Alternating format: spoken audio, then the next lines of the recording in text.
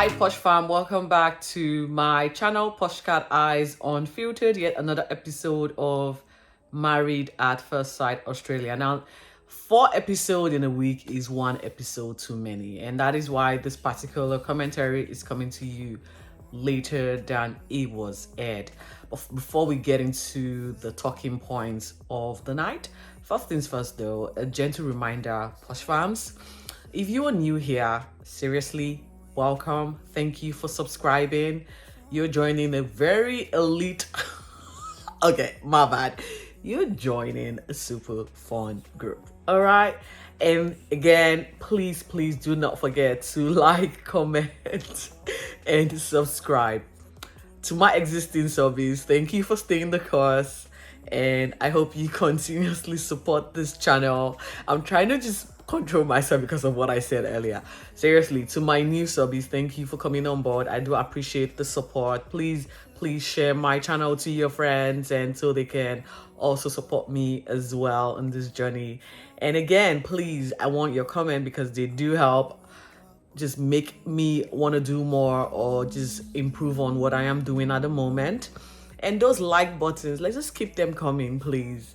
And so without any much further talking, let's just get into the drama that was the dinner party. So I'm actually tagging this dinner party as Evelyn, the accountability police. She's coming on the dinner party with a few ammunitions to detonate. And again, she has a bit of information and she is too excited to break it down or let everyone know what she has to share or what she found out during the boys' night out. There's this infamous pocket doll, which I find it very hard to believe, but you know what, it's her story. We cannot wait for her to hold Dan and Hugo accountable. And so it begins with the couples getting ready for the dinner party. We can't wait. I mean, Evelyn is too excited. She is keen on revealing this newfound piece of vital, juicy information to the other couples. And no surprise, they were the first to walk into the dinner party. And no sooner had they gotten in, she was just getting reports, to just stick by her and make sure they have their messaging right and correct. Now, as you all know, the experts do get to watch behind the scenes as it unfolds at the dinner party. And okay, I'm gonna say okay because it appears they had no idea of what was to unfold at the dinner party. I always say, when these people feign ignorance, it's just funny to me because I feel like they know. You cannot tell me that you guys are not in the know, but they feign ignorance. And so when Evelyn was getting her story straight, they were like, oh, what's going on? Oh my God, there is drama that's about to happen tonight. And yes, next couple that walked in was Melinda and Leighton, looking super happy. And just as they got in, Evelyn, rallied. Before Evelyn could even rally Melinda in works Claire and Jessie together. Oh wow, these two have actually come a long way. And I, again, rooting for them, but I know the premise of the show, so I am not holding my breath for the next chaos that's going to happen within these two. Hopefully not. But yeah, they walked in together and Evelyn made a straight dive for Claire, and they all sat down, and Evelyn was now unpacking the information she had. Whilst that was going on, Duncan and Alicia walked in, and straight it was, let's get into the gossip of the night. Evelyn had to tell them what she heard or what she overheard Dan say. Now, guess what? It wasn't much, because when a glimpse of her phone was shown to the screen, this apparent pocket dial was 1 minute at intervals long. Now, I do not know what type of conversation would have happened, because apparently she had a whole earful of information to unpack. Was there a pocket dial? Maybe. To create a timeline? Yes. Did she get the complete information through the pocket dial? Absolutely not. Okay. Did the conversation happen with the boys at the boys' night out? Yes. Was there someone that sort of fed information back to Evelyn? Absolutely, could have been Rupert. Now, knowing Rupert with a man of just 2 words, it is hard to uncover how he said all that he said because the guy doesn't really say much. Even tonight, when he was put on the hot seat, there was only 5 words that came out of his mouth before someone took over because there was just nothing coming out. He's like an airhead. And so, I don't know, probably when he was drunk, he could have said a lot more. Maybe I haven't really seen him intoxicated, so I can't really say. But yes, someone fed Evelyn a lot of information about what happened at the boss night. And I'm leaning towards producers. Like, I feel like someone in the producer's point of view shared some things and felt Evelyn is the right person to use as bait to spread and cause chaos and ignite drama for ratings. So that's exactly what happened. But we'll get into the specifics of all of the shenanigan that was Pocket Gate. Pocket Down Gate. Like I said, I haven't heard this phrase before, or pocket down. What is pocket down? I don't know. But anyway, and so Evelyn quickly shared what she heard about Rupert and what she heard about Hugo and Dan. You know, for Hugo was comparing his wife to other women. No surprise there. He wanted someone else other than Taylor as a partner for the experiment, given how he's been treated. Apparently, he used the C word, which I am not about to mention here. I will never say that word. And went on to, bitch and moan about his treatment, by Taylor in the experiment. And I think he probably more said a little bit more that he was exhausted, he was frustrated. Along that line, that was pretty much all I could hear Evelyn share. Now, the next bit of information came, but before that could happen, we saw Sandy walking in all by herself. And I felt bad for the girl, I mean, the girls hugged her because they already know what was coming. And Evelyn quickly said, oh, I have, heads up, I've given the other group or the other women a bit of an information of what I shared with you last night. And guess the only thing that Evelyn had to say was the fact that Dan was comparing Sandy with other women, with his ex-girlfriends from his past. And I think it was more to the fact that there was nothing that would match. There's no chemistry. He would never have picked Sandy if he was by himself outside of the experiment. They're not compatible, and their goals and their personalities do not align. And I think that's pretty much what Evelyn said, Dan said.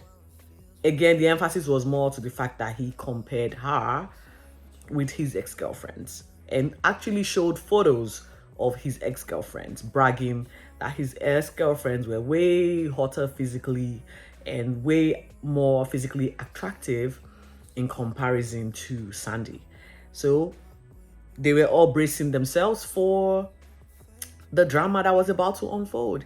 And guess who was coming in? Hugo and Taylor. As they walked in, it was quick and swift.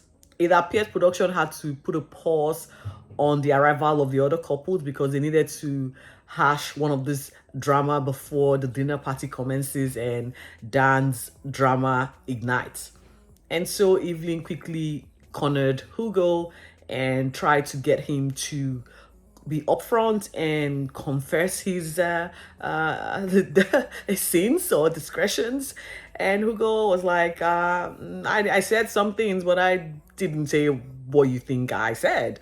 And Evelyn was like, I am going to speak. I don't want to be that bitch that says this, that does that. And Hugo was like, well, you be that girl and say what you think I said. And she went on to relay exactly what she overheard in the pocket dial. And Hugo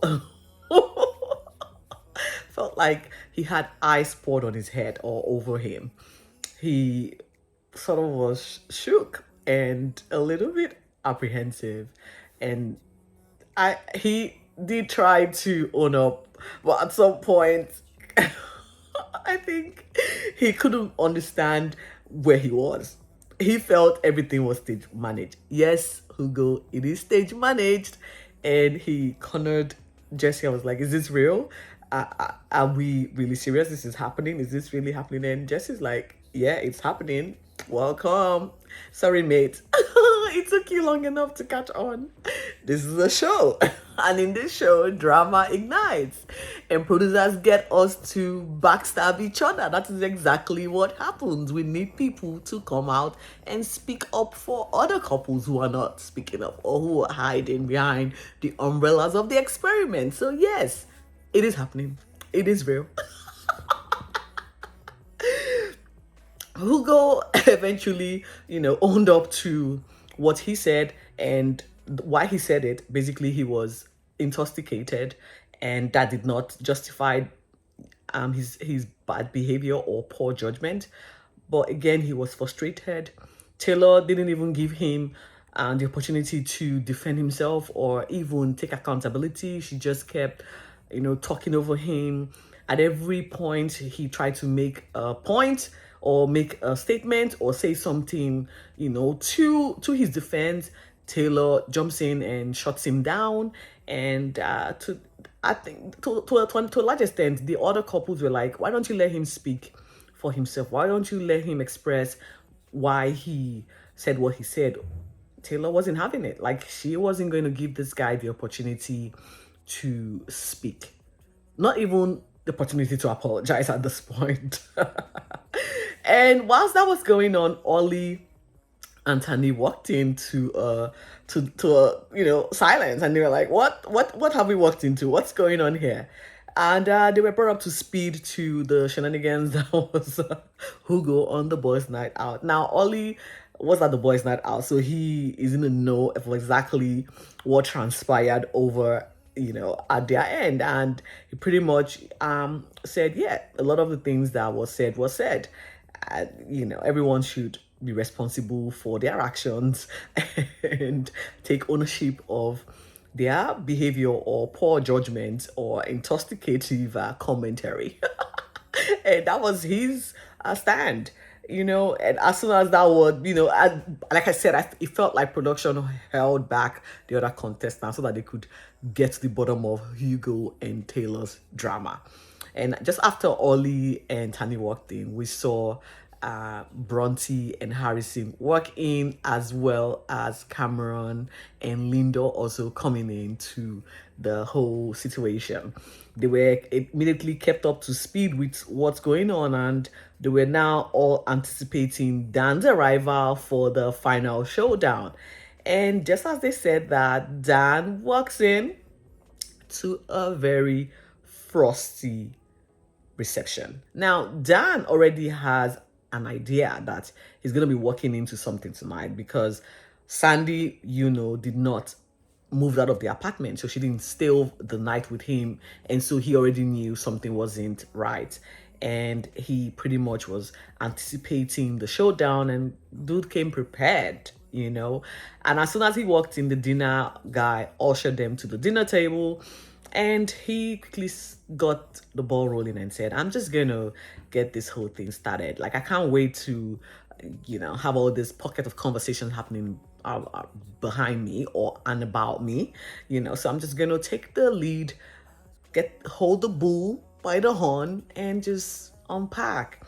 And so he decided to speak up, took the minutes to address the group, and wanted Evelyn to come up and say what exactly she knew. And Evelyn was like, well, I'm not going to say what I know. I just would like for you to own up to what you said. A conversation happened and I heard what I heard. I am just waiting for you to own up to what you said. And Dan said, well, okay, and this is what I said. Yes, I said stuff about Sandy, which I had already said to Sandy's face before. We are not compatible in terms of my physicality and activity base. To which Sandy was like, well, I'm a physical person too, but you just haven't given me the opportunity to show you that. And he's like, yeah, we're not compatible. I didn't say it with ill intent. I didn't say it with any malicious intentions. I just said how I feel, and I'm expressing how I feel. And Evelyn was like, cut to the chase, mate. Cut to the chase. Evelyn seemed like a parrot. A parrot with a bone to pick. In fact, she was the bone collector tonight.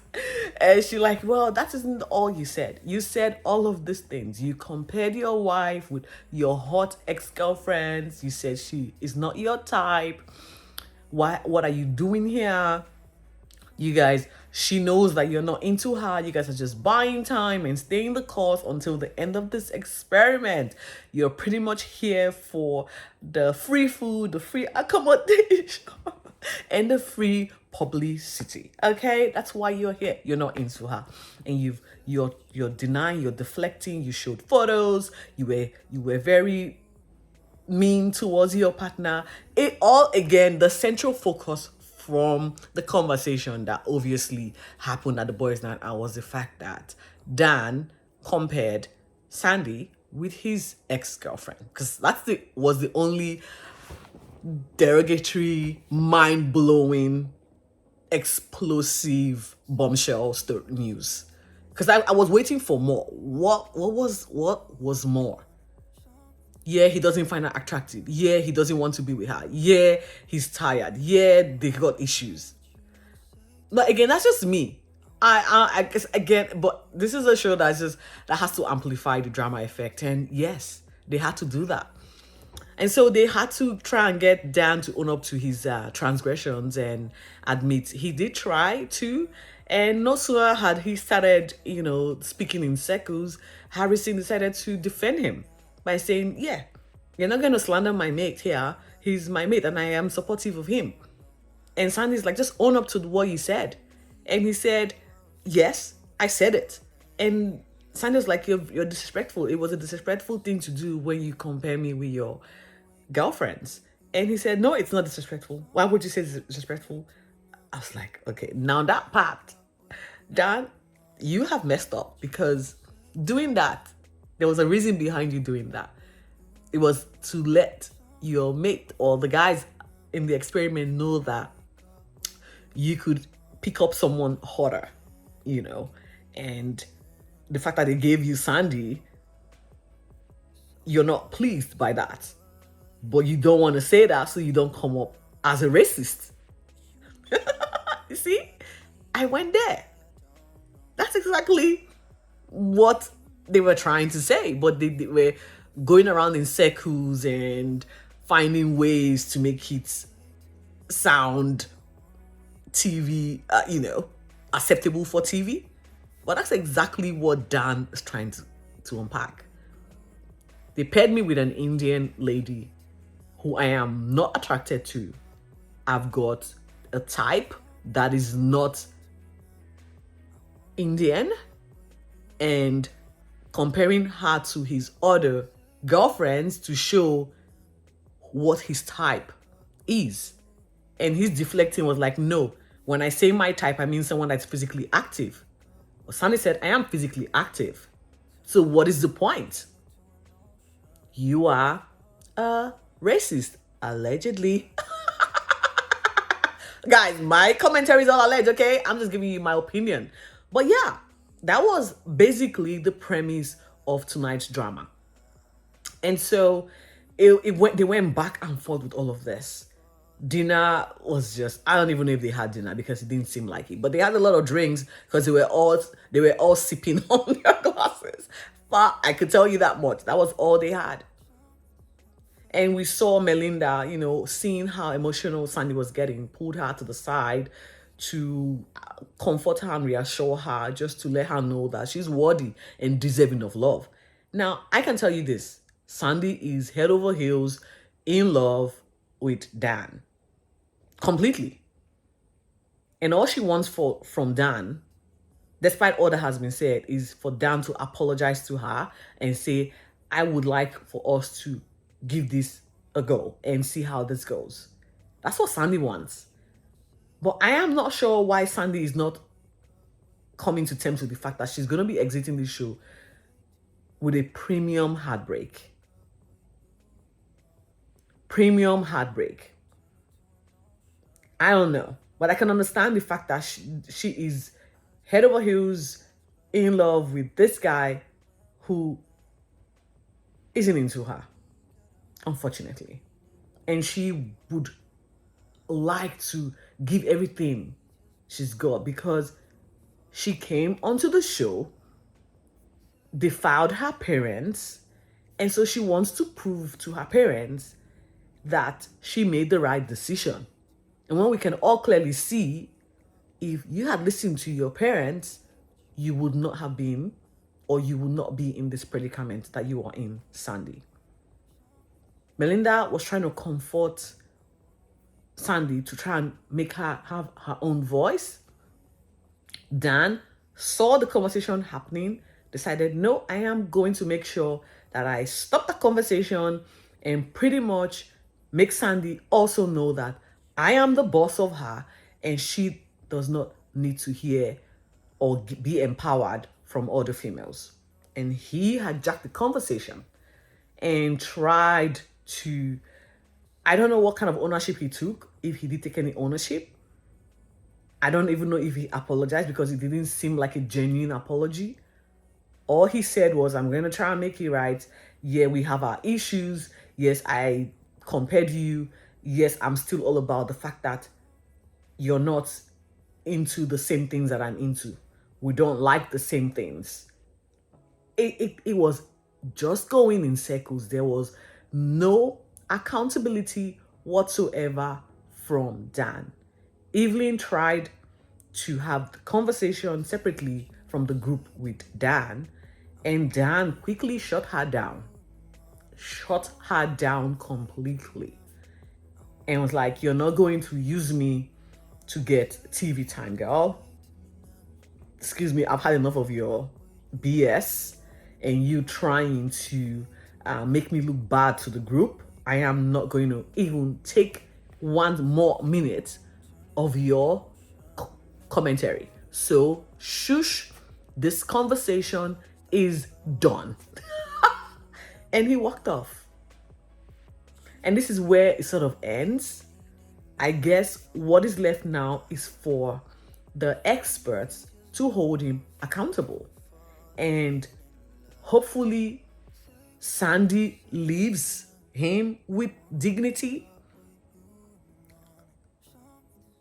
That's what is left. If she has any dignity left, she will be walking away on come Sunday at the commitment ceremony and saying, I am done with this situation. I don't want to be disrespected any further. I am not going to put up with this guy here. And right, leave.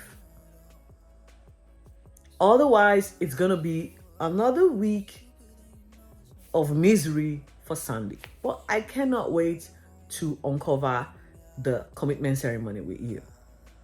Until then, guys, I hope you enjoyed tonight's recap. I'll see you soon.